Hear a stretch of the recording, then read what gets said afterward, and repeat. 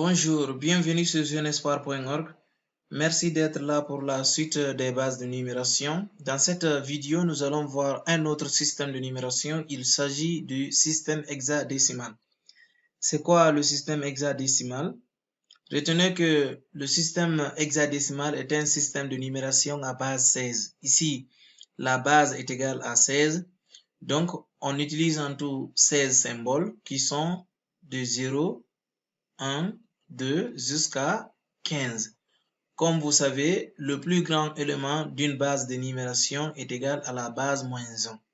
Comme la base est égale à 16, 16 moins 1 est égal à 15. Donc, le plus grand symbole, le plus grand élément de cette base de numération est égal à 15. Mais il faut faire beaucoup attention, il y a certains chiffres qui sont remplacés par des lettres, tels que le chiffre 10. 10 est considéré comme étant un élément dans le système de numération à base 16. Cet élément est remplacé par la lettre A. Donc 10 correspond à la lettre A. Partout où vous voyez une écriture dans le système hexadécimal où vous avez la lettre A, ça signifie que c'est l'élément 10. On a 11 qui correspond à B, 12 qui correspond à C, 13 qui correspond à D, 14 qui correspond à E, et enfin, on a 15, le plus grand élément qui correspond à la lettre F. Exemple, voilà, si vous avez le nombre 3E,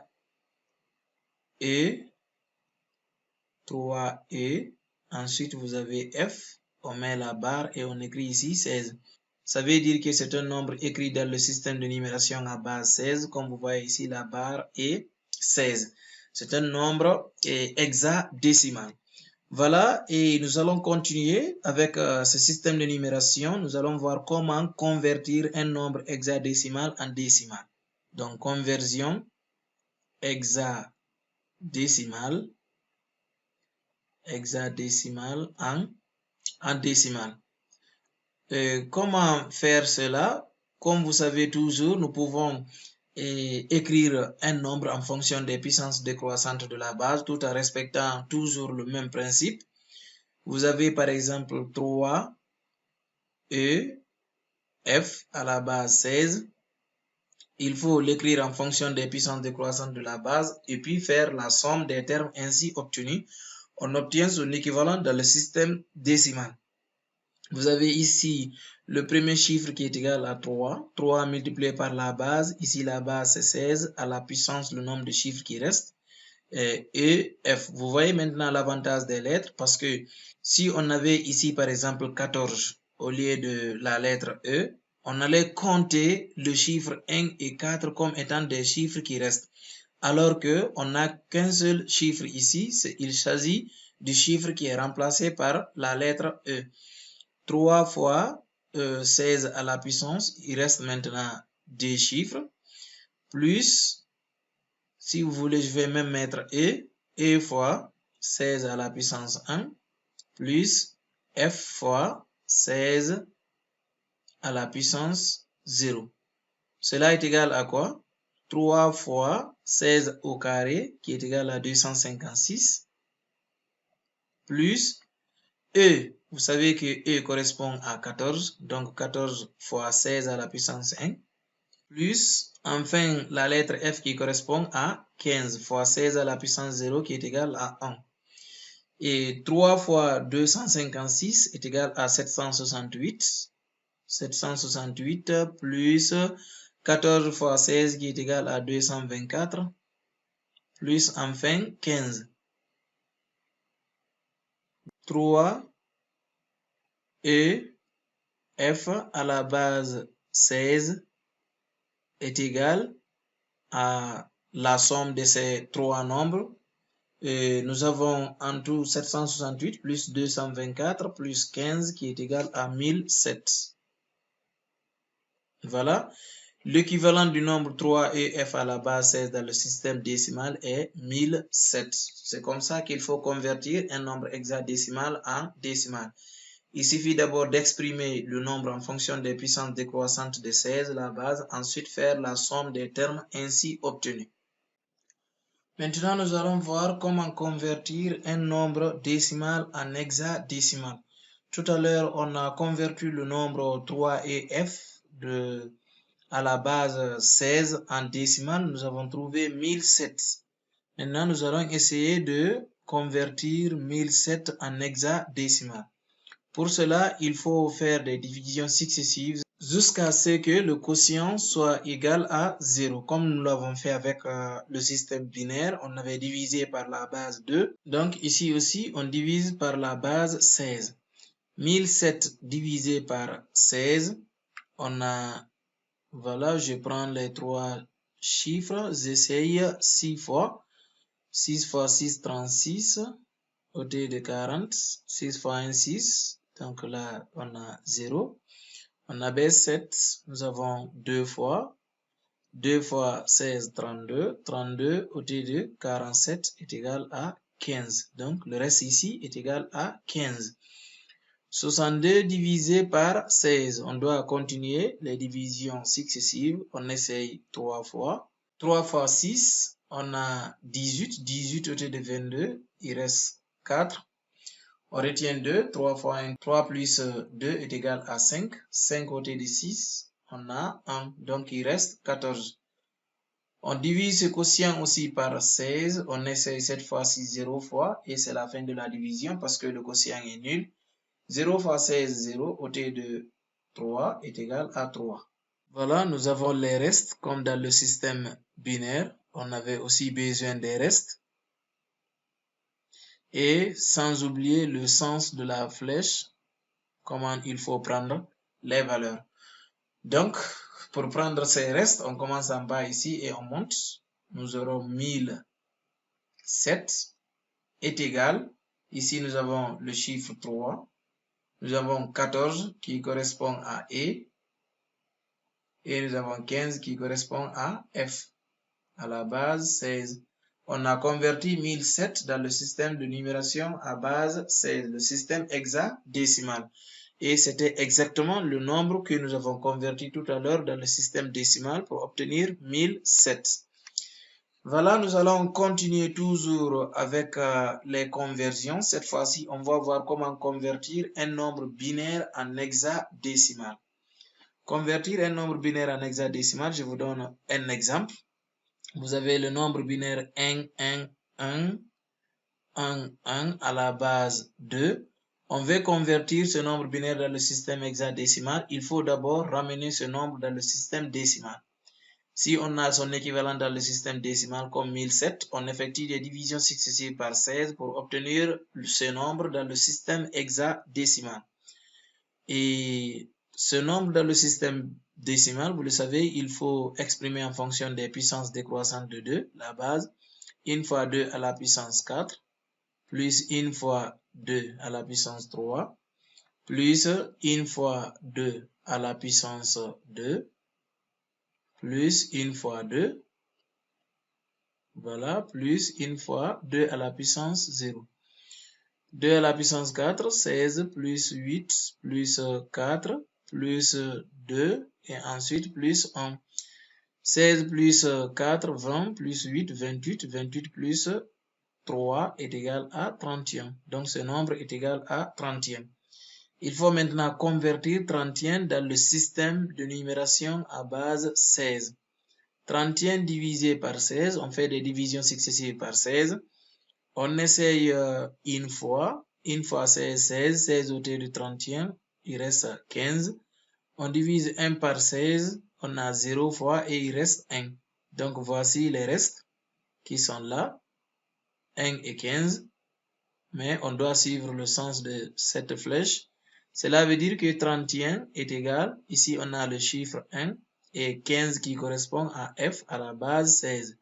Si 31 correspond à 1F à la base 16, alors que 31 correspond à ce nombre binaire, on dira donc ce nombre binaire 1, 1, 1, 1, 1, voilà, à la base 2, correspond à 1F à la base 16. Voilà, nous avons converti le nombre binaire qui est là dans le système hexadécimal, tout en ramenant d'abord ce nombre binaire en décimal et reconvertir le nombre décimal en hexadécimal.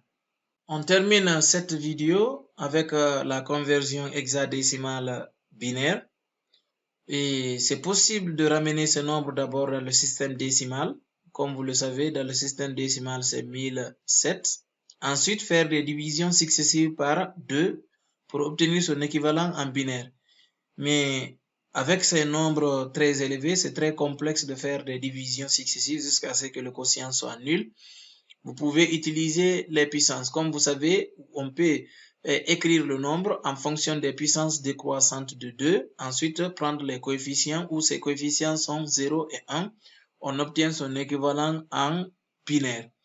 Nous avons 3 EF à la base 16 est égal 3 multiplié par la base 16 à la puissance, le nombre de chiffres qui reste 2, plus E multiplié par 16 à la puissance 1, plus F multiplié par 16 à la puissance 0. Ce qui est égal, maintenant comme vous savez l'objectif, c'est d'exprimer tous les nombres sous forme des puissances de 2, où les coefficients sont 0 et 1. 3 est égal à 1 plus 2, voilà. Le tout multiplié par 16 à la puissance 2, mais 16 est égal à 2 à la puissance 4, donc le tout à la puissance 2. 16 c'est 2 à la puissance 4 qui est élevé au carré. Je continue, plus E. E correspond à 14. Voilà, 14 multiplié par 16, c'est 2 à la puissance 4, plus F qui correspond à 15 multiplié par 16 à la puissance 0 qui est égal à 1. Donc 3 EF à la base 16 est égal. Ici, nous avons 2 à la puissance 4, le tout au carré. C'est 2 à la puissance 4 fois 2, 8. C'est 2 à la puissance 4 fois 2, parce que c'est sous la forme a à la puissance m, le tout à la puissance n, qui est égal à a à la puissance m fois n. On fait le produit des exposants. Donc, nous aurons ici 1 plus 2, le tout fois 2 à la puissance 4 fois 2, 8. Ensuite, nous avons plus 14 est égal à 2 au cube, ça c'est 8, plus, mon objectif c'est d'écrire en fonction des puissances de 2. Nous avons 2 au cube d'abord qui est 8, plus 2 au carré, voilà, qui est 4. 4 plus 8 est égal à 12. Il me manque 2 pour avoir les 14, donc plus 2. Et le tout est multiplié par 2 à la puissance 4, plus 15 aussi, c'est 2 au cube, 8, plus 2 au carré, qui est égal à 4. 4 plus 8 est égal à 12, il manque 3. 3 est égal à 2, plus 1. Tous ces nombres correspondent à 15. Nous aurons ici 1 fois 2 à la puissance 8, 1 fois 2 à la puissance 8, plus 2 à la puissance 8 fois 2, c'est 2 à la puissance 9, plus 2 à la puissance 4 fois 2 au cube, on fait la somme des exposants, 2 à la puissance 7, plus 2 au carré fois 2 à la puissance 4, 2 à la puissance 6, plus 2 fois 2 à la puissance 4, 2 à la puissance 5, plus 2 au cube, plus 2 au carré, plus 2, plus 1. Nous avons ici, en commençant par l'exposant le plus élevé, la puissance de 2 est la plus élevée. Nous avons 1 fois 2 à la puissance 9, plus 1 fois 2 à la puissance 8, plus 1 fois 2 à la puissance 7, plus 1 fois 2 à la puissance 6 qui est là, plus 1 fois 2 à la puissance 5. Je ne vois pas 2 à la puissance 4, ça veut dire que c'est 0 fois 2 à la puissance 4, plus 1 fois 2 à la puissance 3, plus 1 fois 2 à la puissance 2, plus 1 fois 2 à la puissance 1, plus 1 qui est égal à 1 fois 2 à la puissance 0. le nombre 3 et f est écrit en fonction des puissances décroissantes de 2 où les coefficients sont 0 et 1 et tout est ordonné très bien. Cela veut dire que 3 et f à la base 16 est égal, on a le chiffre ici 1, ici 1, 1, 1, 1 pour puissance 5, puissance 4 c'est 0, 3, 2, 1 et puissance 0 à la base 2. Voilà, nous avons converti ce nombre hexadécimal en binaire. Et si vous voulez faire la vérification, nous pouvons écrire ces nombres dans le système de numération à base 10, voir si ça correspond à 1007, comme ce nombre hexadécimal correspond à 1007. Pour cela, je peux commencer par là. 1 fois 2 à la puissance 0, plus 1 fois 2 à la puissance 1, 2, plus, pour ce chiffre-là, c'est 2 au carré, 4, plus, pour ce chiffre 2 à la puissance 4, et 2 à la puissance 3, pardon, c'est 8. Pour la puissance 4, ça n'existe pas. Puissance 5, 32, plus, ici c'est 64, plus, ici c'est 128, plus, ici c'est 256,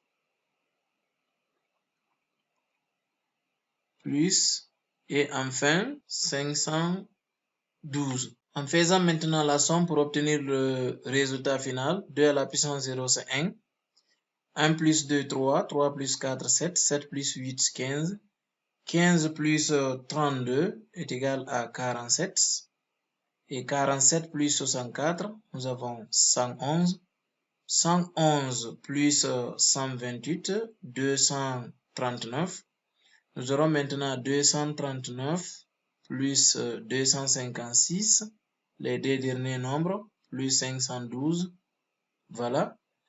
Nous avons ici 9 plus 6, 15, 15 plus 2, 17, on écrit 7, on retient 1, 1, 3, 4, 4 plus 5, 9 plus 1, 10, on écrit 0, on retient 1, 1 et 2, 3, 3 plus 2, 5, 5 plus 5, 10. Donc, on obtient 1007, exactement ce 1007 qui est là. Donc, ce nombre binaire correspond à 1007 et ce nombre hexadécimal correspond à 1007, ce qui veut dire ce nombre binaire et ce nombre hexadécimal sont équivalents.